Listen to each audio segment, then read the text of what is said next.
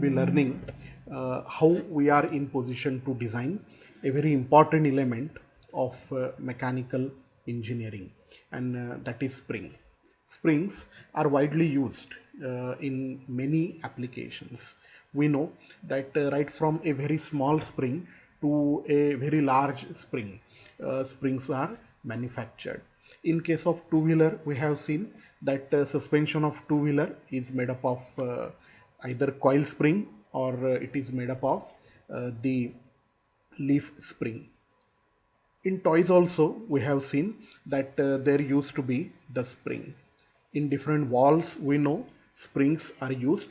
So spring used to be the common element in many mechanical assemblies. So it is important to learn springs and how those springs are designed. Before learning design of spring, we will be learning that where spring is used and for what particular purpose springs are used.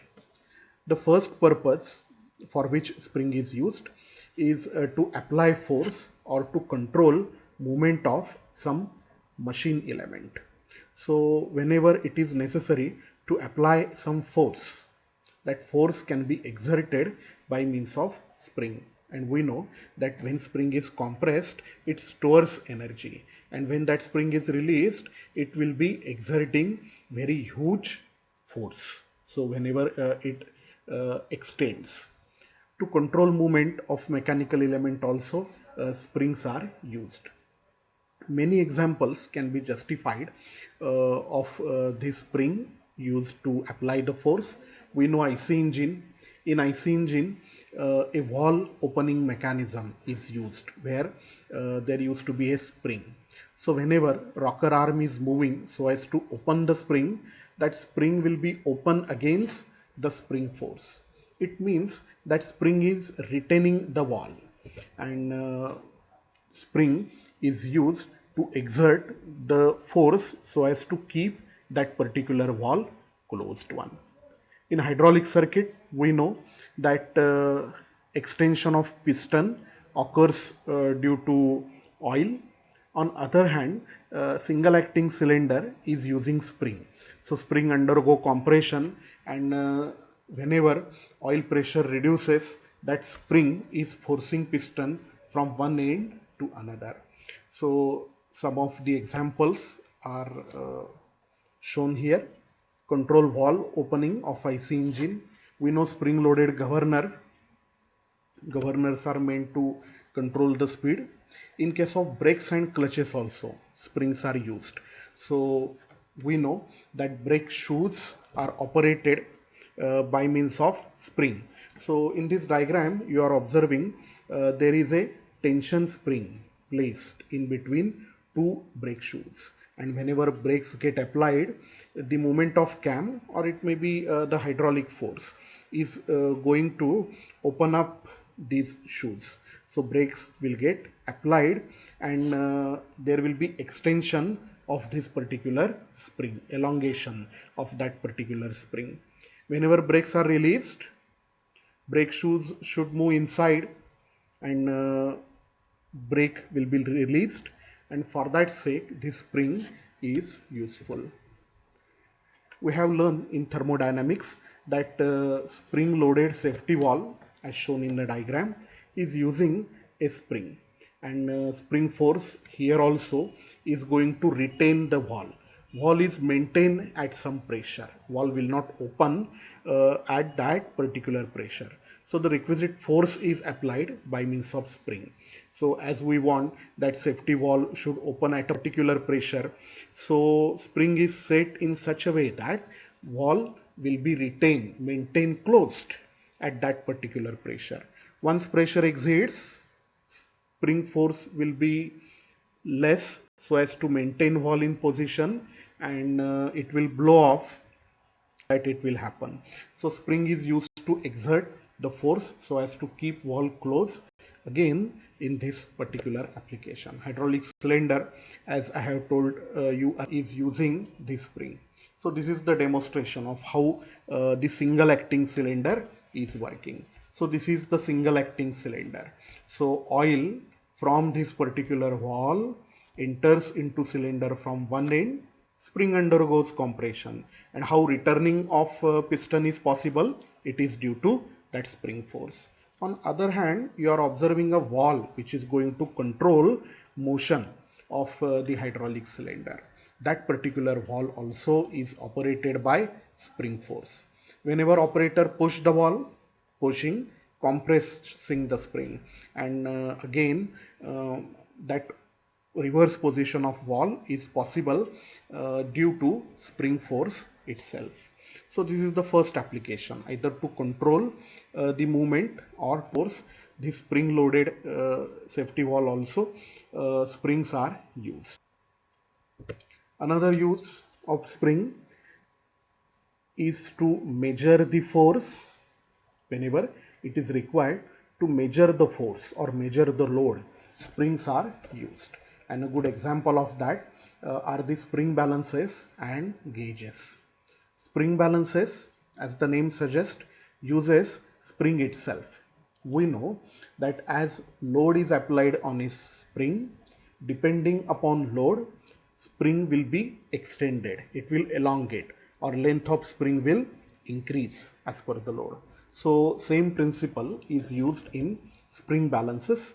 So a hook at lower end where load is attached, as load is attached proportionate to that particular load, spring will extend, spring will elongate, and it will show the weight it is measuring.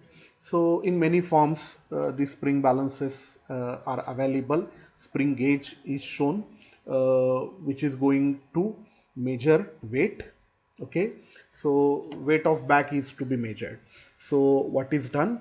A spring gauge is used where load of back will be indicated by deflection of that particular pointer. So this is the another application where spring is used for measuring the force. Spring is also used to absorb the energy. So spring has resilience, energy can be absorbed.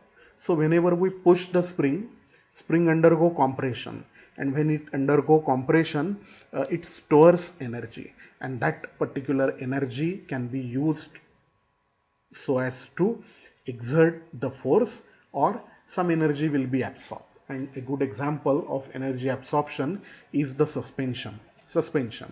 So suspension of vehicle is designed so as to absorb the shock load. So that shock load should not be communicated, transferred to the vehicle, and for that sake springs are designed so that shock energy is absorbed by means of spring. So we know that in two-wheeler springs are used for suspension purpose, coil springs are used, or sometimes leaf spring are used. In case of trucks, bus, heavy duty vehicles, we find there used to be leaf spring, and this coil spring also is used for the suspension, for absorbing the energy. Bumpers also are designed which are going to absorb the energy. Spring stores energy, as we know that it is stored in form of resilience, strain energy. So examples of that are the toys operated by key or pushback toys are having a coil spring. So timers also, mechanical timers have that coil spring.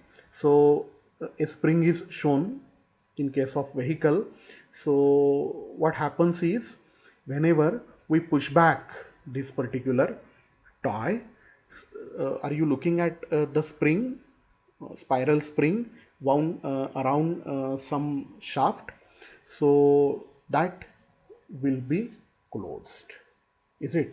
It is going to store the energy, and whenever you release the pressure, due to release of pressure and energy stored in that spring, the forward movement of vehicle is achieved. Same is case with the toys. So we know such a toys which are operated by means of key. So when you are rotating the key, what happens? Spring will be closed if it is spiral spring, and energy will be stored in the spring, and whenever you release the key, that stored energy is utilized to play those particular toys. The mechanism also is shown in this particular diagram, which shows a spring which is wound whenever we rotate the key, and once we release the key, unwinding of that particular coil spring causes motion of those particular toys. Now let us learn different type of springs which are used. In this diagram you are observing different kind of springs. Springs are primarily classified into the coil spring, or you can say helical spring, coil or helical spring. How we can define helical spring? So it forms helix. So helix is what? When a cylinder is taken and a wire is wound around the cylinder. When a wire is wound around the cylinder, it becomes coil. That particular spring is known as helical spring or coil spring. It may be compression spring, so shown here, compression. Whenever force is applied, spring undergoes compression. It may be tension spring, tension. So in side stand of vehicle, this tension spring is used. So this is closed when no force is acting, but whenever force is applied, it extends. Spring will extend. So it is called as tension spring. Spring undergo tension whenever force is applied. So as to store energy, especially these torsion springs are used. So a torsion spring also is shown, which is in coil form. So torsion spring. Spiral springs again used for storing energy. In mechanical timers also those spiral springs are used. So that is demonstrated here in this diagram, and as I have told you earlier, leaf springs are used. This is a multi-leaf spring where number of leaves are connected together. So this acts as suspension of vehicle. So helical spring, spiral spring and leaf springs are the common type of springs that we observe in mechanical engineering practice. You can see that if there are 10 turns, there will be 9 axial distances simply, is it? So LF is the free length, this LF is the free length upon number of turns minus 1. Gave you the pitch LF upon n dash minus 1. We can find pitch of a particular coil spring or helical spring. Spring rate, again a important parameter whenever we are designing the spring, and spring rate correlates force with deflection. As we know that whenever force is acting on the spring, due to that particular force there will be deflection of a spring. In general we will be calling deflection. If it is compression spring, its length will reduce. If it is tension spring, its length will increase due to the force. Am I correct? So a spring rate represented by small k is the ratio of force to the deflection occurring due to that particular force. So how k is represented? K is equal to P force upon delta. K is equal to P upon delta. So here we can tell that how much deflection occurs whenever force is acting. So a factor which is correlating force with deflection, spring rate it is.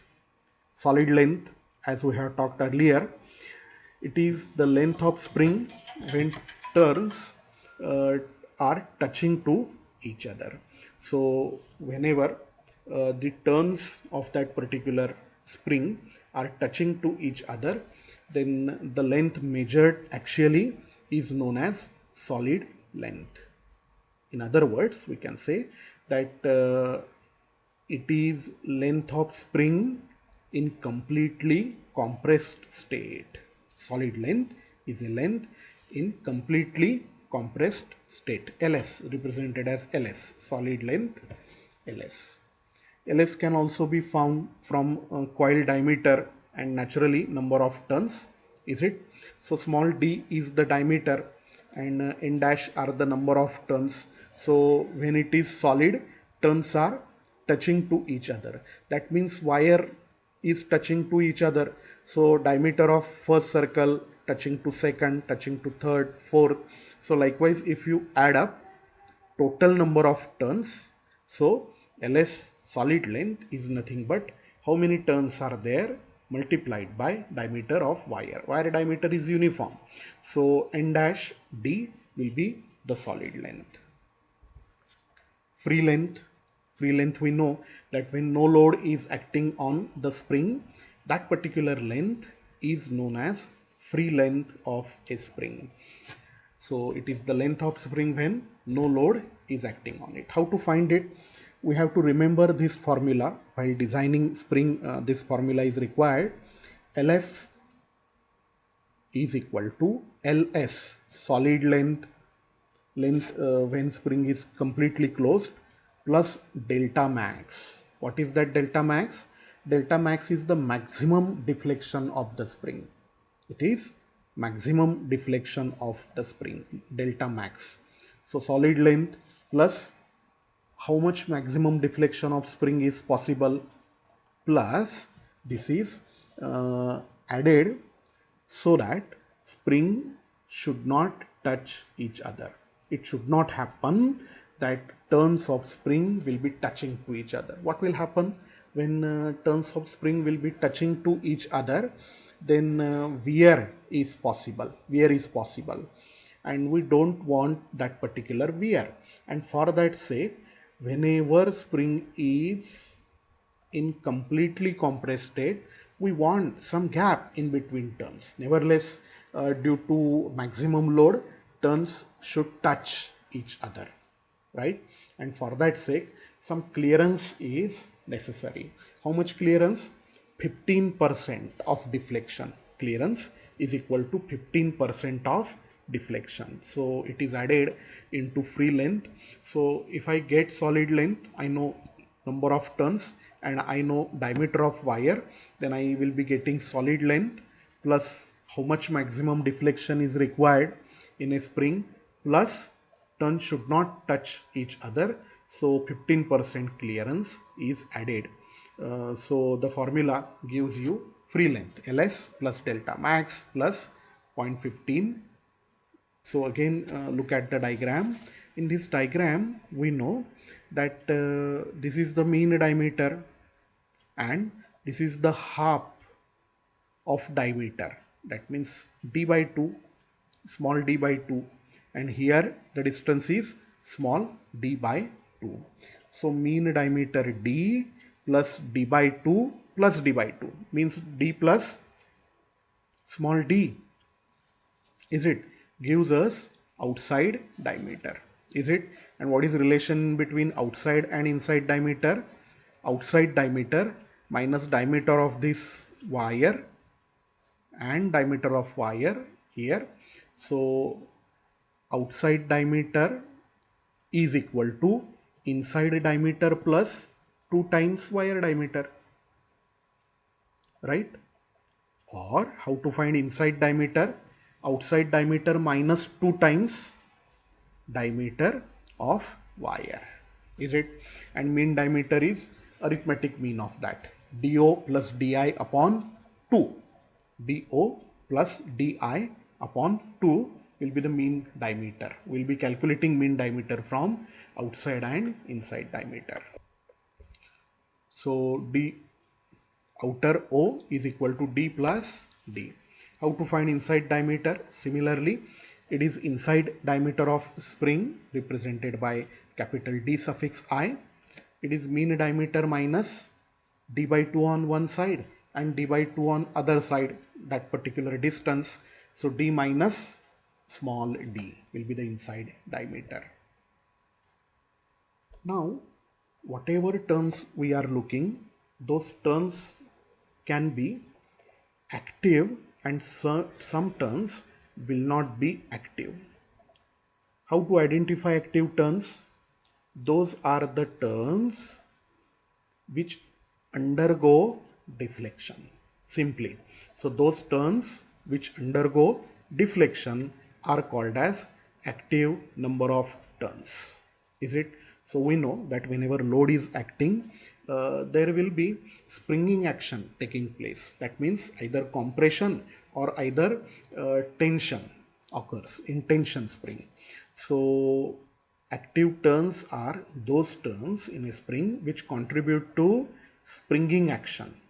In other words, we can say turns which undergo compression due to load acting are called as active number of turns. So, out of total turns in a spring, many turns are active turns. Correct? They undergo deflection, no doubt. But there are some turns which are in contact with actual load. There are some turns. So whenever spring is to be placed, we know that some turns will be in contact with the surface. So that turn will not undergo compression. So those turns which are in contact with other body will not go under compression, and such a turns are known as inactive number of turns. Active are those turns which has springing action, and inactive turns are those turns which do not undergo deflection. Correct? So n dash are the inactive number of turns, whereas small n represents active number of turns. Correct? So springs are corrected, that is called as end correction in spring. How correction is made? Ends are flattened.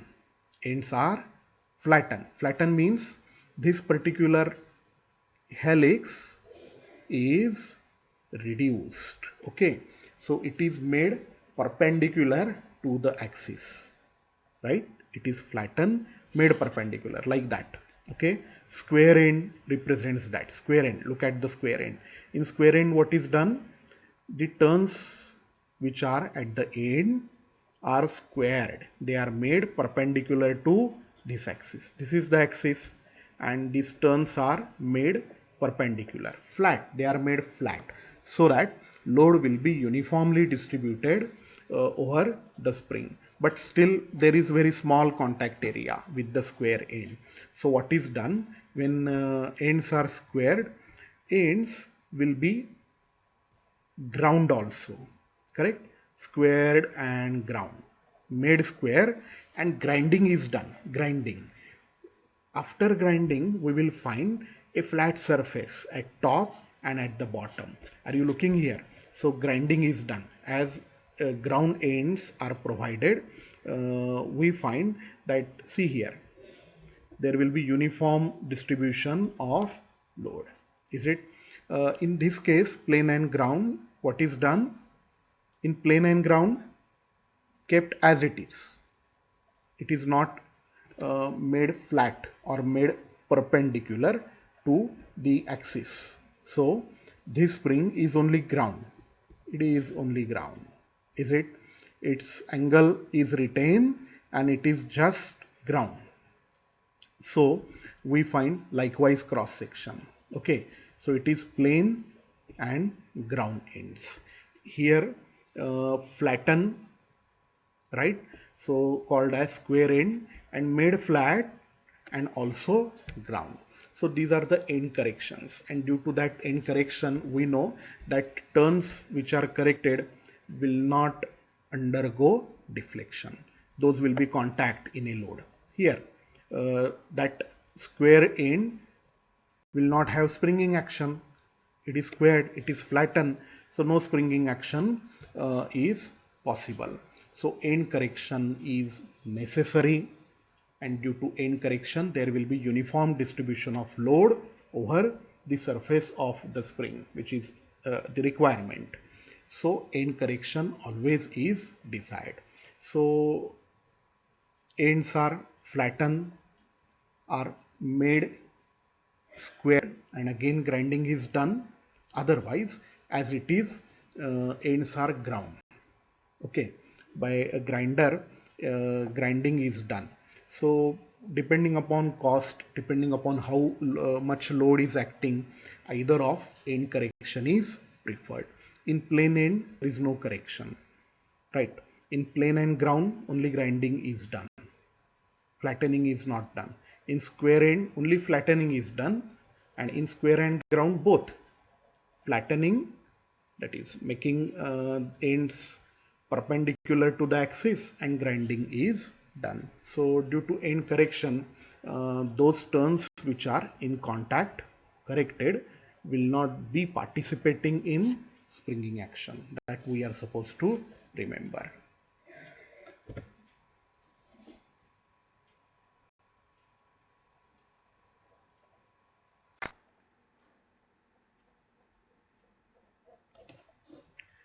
We will be learning how springs can be designed in next part of this presentation, where we will be learning different stresses induced in this helical compression spring along with use of lip spring.